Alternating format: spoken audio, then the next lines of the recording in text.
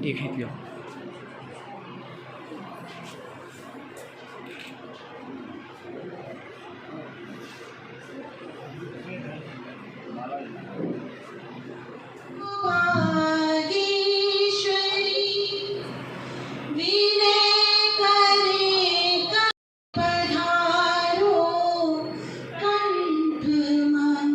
हिंदी दिवस है, किस तरीके से मनाया गया है, क्या मैसेजेस हिंदी साहित्य को लेकर? आज हिंदी दिवस का बहुत बड़ा महत्व है क्योंकि 75 साल पूरे हुए हैं। 75 साल पहले हिंदी दिवस, ये हिंदी को राजभाषा घोषित की गई थी देवनागरी लिपि के तहत। इसलिए आज के दिन का बहुत बड़ा महत्व है और वर्ष का महत्व है। 1949 में ये बात हुई, तो अब कितना 24 पूरे 75 साल हो गए। देखिए मैं 75 सालों में जिस तरीके से लोग पाश्चात्य सभ्यता की तरफ गए हैं, इंग्लिश में अंग्रेजी माध्यम की तरफ बच्चों को भेज रहे हैं, मैसेज दिया जाता है हिंदी का, और लगातार जो है हम ही लोग जो है अपने बच्चों को जो है इंग्लिश की तरफ भेजते हैं। तो इस तरीके से कैसे इस मुहिम को रंगाया जाएगा? अब जैसे अंधाधुंध दौड़ है, जो नहीं भी चाहते तो भी उन्हें लगता है कि अगर हम हिंदी के स्कूल में पढ़ाएंगे मेरा बच्चा पीछे रह जाएगा, अंग्रेजी स्कूल में पढ़ाओ। पर समय बदल रहा है, गुरुकुल की तरफ लोगों का आकर्षण बढ़ रहा है। मैं बाबा रामदेव के यहाँ गई थी, वहाँ पर गुरुकुल पद्धति से पढ़ाया जा रहा है और वही कोर्स CBSE कोर्स या जो हमारा हाई स्कूल का कोर्स है इलाहाबाद का पढ़ाया जा रहा है, लेकिन गुरुकुल पद्धति से उसको बहुत मान दे रहे हैं और एडमिशन बहुत मुश्किल है। आपके नगर में भी एक है जो कि गुरुकुल बनाने की वो कदम उठा चुके हैं, मतलब चालू है बनना। अब जब वो बनेगा तभी आप देखिए।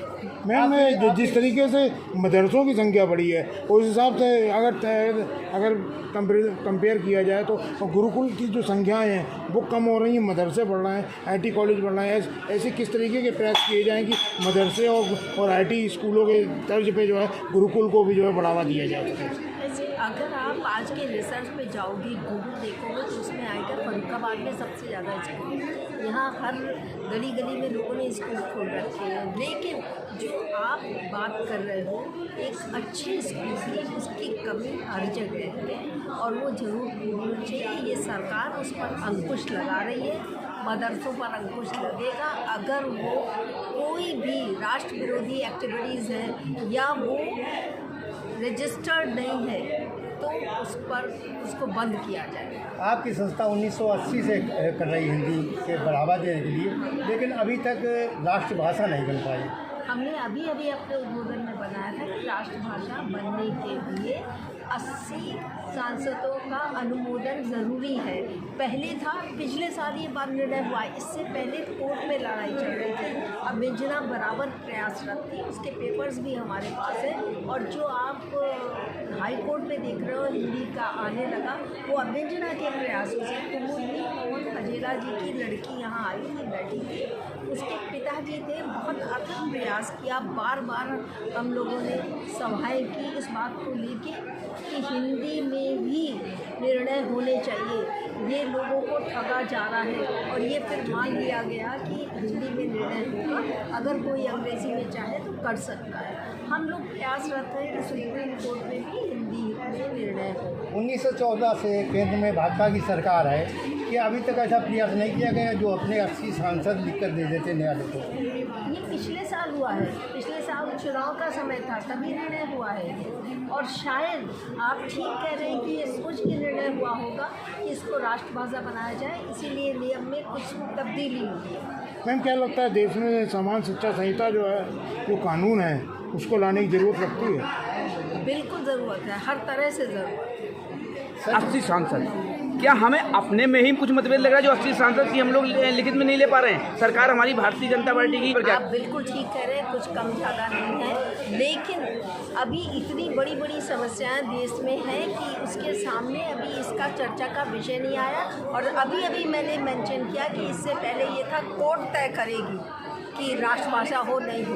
ये इसी सरकार ने बनाया है कि ये कोर्ट नहीं तय करेगी, ये पार्लियामेंट तय करेगा कि राष्ट्रभाषा हिंदी हो अथवा ना हो। तो फिर 80 सांसदों में इतना मतलब हो रहा है? नहीं, ये विषय अभी आया नहीं है ना। आया नहीं है, विषय ठीक जी। देश के प्रत्येक विश्वविद्यालय में हिंदी पठन पाठन की व्यवस्था है, हिंदी विभाग उसके द्वारा कार्य कर रहा है। साथ ही साथ सरकार ने भी हिंदी संस्थान जैसी संस्थाओं की स्थापना करके इसमें बहुत योगदान अपना दिया है। और देश में ही नहीं बल्कि हम कह सकते हैं कि बहुत पहले से ही विदेशों में भी हिंदी के अध्यापन की उचित व्यवस्था है। और जितने भी देशों में भारत के राजदूत नियुक्त होते हैं तो हम लोग सभी जानते हैं कि दूतावास में भी दूतावास होते हैं, उनकी भाषा को वहाँ पढ़ाने की व्यवस्था की जाती है।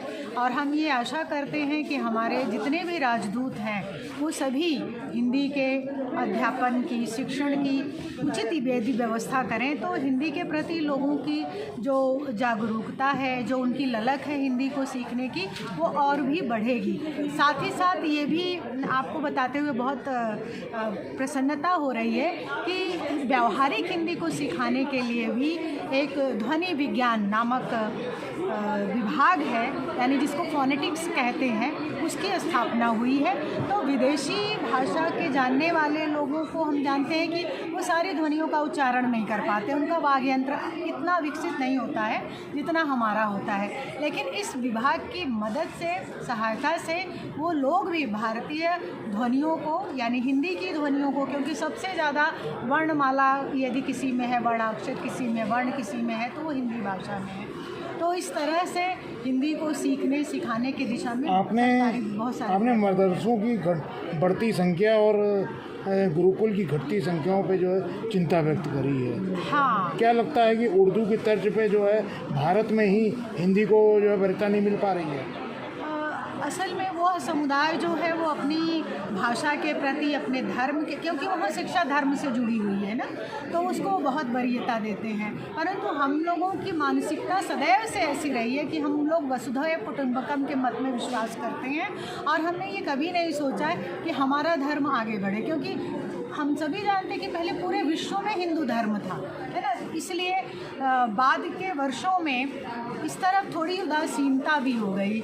पहले मदरसों से अधिक गुरुकुल थे और आप देखते हैं नालंदा, विक्रमशिला, तक्षशिला जैसे विश्वविद्यालय स्थापित थे गुरुकुल की तर्ज पे, जहाँ अंतेवासी यानी हॉस्टल में विद्यार्थी रहते थे और वो सामान्य विद्याओं के साथ साथ अपनी विशेष रुचि की विद्या भी वहाँ पर सीखते थे। कोई ऐसा संसार का विषय नहीं था जो वहाँ पढ़ाया नहीं जाता था।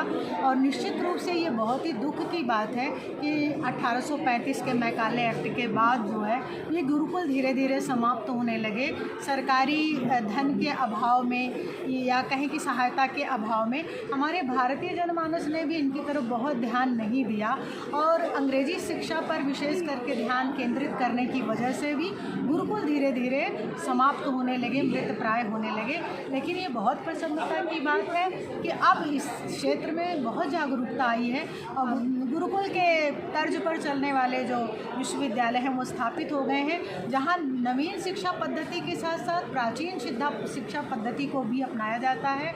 हमारे रीति रिवाज, मूल्य, संस्कार वो सब वहाँ बच्चों को शैशव काल से ही प्रदान किए जाते हैं ताकि वो आगे चल कर के एक सच्चे हिंदू, एक सच्चे भारतीय और एक अच्छे नागरिक बने। साथ ही साथ आधुनिक शिक्षा जो पद्धति है उसमें उन्होंने मेडिकल, इंजीनियरिंग सबको शामिल किया है। तो ये कोई नहीं कह सकता कि प्राचीन शिक्षा पद्धति के साथ नवीन शिक्षा पद्धति को शामिल नहीं किया जा सकता है।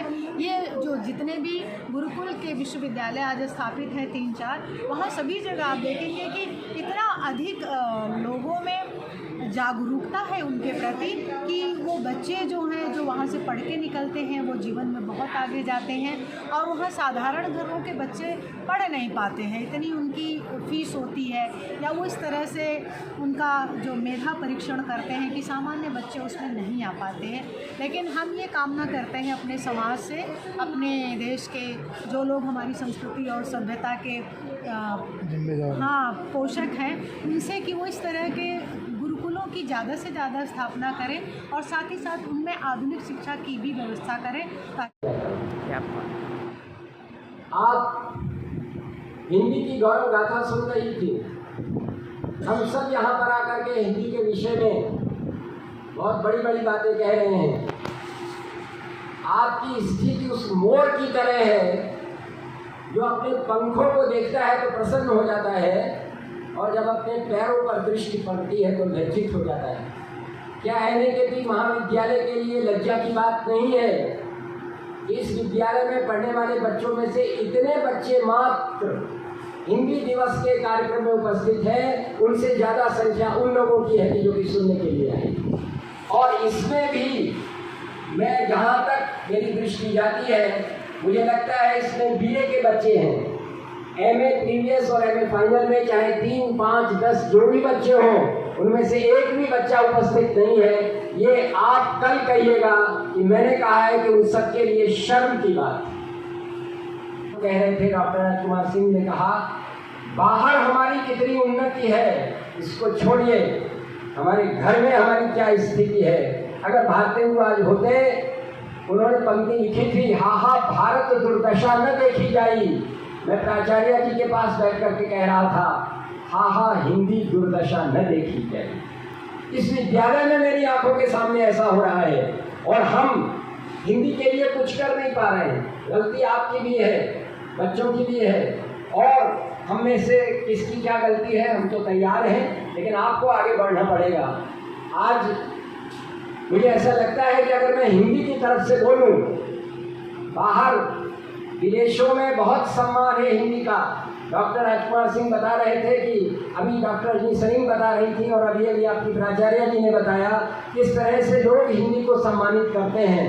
लेकिन अगर हिंदी को भारतवर्ष के बारे में बात करनी पड़े तो वो ये कहेगी, बहुत बेकल हूँ, घबराई हुई हूँ कि मैं अपनों से ठुकराई हुई। उसको बाहर से कोई सम्मान मिल रहा है, लेकिन उसको घर में पूछने वाला कोई नहीं है। बहुत बेकल हूँ, घबराई हुई हूँ कि मैं अपनों से ठुकराई हुई हूँ।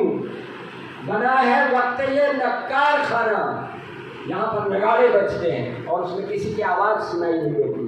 तो बना है वक्त ये नक्कार खाना, मैं सहमी सहमी शहनाई हुई। मेरी आवाज़ कौन सुनेगा। और आपको पता है 75 अभी भाई ने बताया, हिंदी को राजभाषा घोषित किए हुए भी 75 साल हो रहे हैं। देश को स्वतंत्र हुए 75 साल हो ही गए। उच्चतम न्यायालय में अभी हिंदी को प्रवेश नहीं है।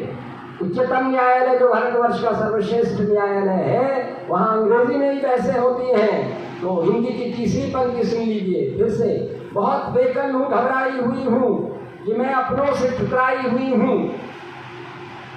बहुत बेकल हूँ, घबराई हुई हूँ कि मैं अपनों से ठुकराई हुई हूँ। बना है वक्त ये नक्कार खाना, मैं सहमी सहमी सहनाई हुई हूँ। और करो इंसाफ की फरियाद किससे, मैं न्यायालय में दफनाई हुई। स्थिति ऐसी है, कहाँ जाए हिंदी।